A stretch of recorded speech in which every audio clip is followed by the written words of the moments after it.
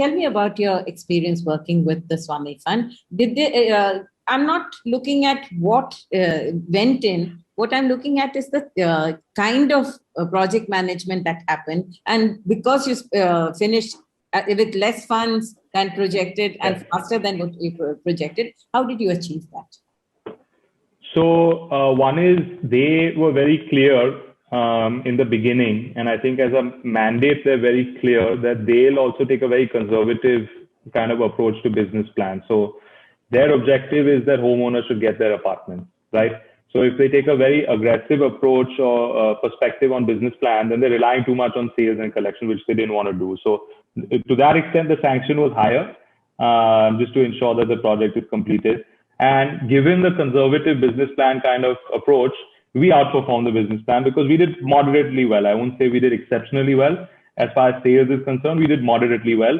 But now we're doing really well now that the project is completed, which is going back to what I was saying earlier, that, once the project is completed, you see both velocity increase as well as a price appreciation. So that's regarding the business plan.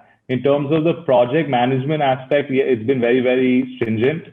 So they have auditors who are kind of permanently here, who are, concurrently verifying various business processes and various bills, etc., etc. So everything goes through them. Payments as well. We don't release any payments directly. So typically the process is we propose a list of, vendors or contractors to whom payments are to be made, pass it through their auditor certifies them. If there's any questions, etc., comes back to us naturally. Otherwise certifies them, goes to Swami. Swami will take a look at that as well. And if Swami has any questions, they'll come back to us, they'll discuss with us. And if not, Swami will approve, and then the bank directly pays to our contractors and vendors. So nothing comes into our account either. So that's the nature of the tight control. I mean, the positive of that obviously is from their point of view that, funds are used in the right place, and it completely aligns with our objectives also because, we are also interested in completing the project. So it wasn't an issue for us. Obviously, the flip side is that, this process takes up time. But, again, it's a trade-off that's worth it given the objectives. Do you think this will redefine the role of lenders? Yes and no. I think there'll be all types of lenders. So I don't know if it could or should redefine the role as lenders. It's kind of like, unless it's like a stress situation, I don't see why a lender would need to take such strict measures.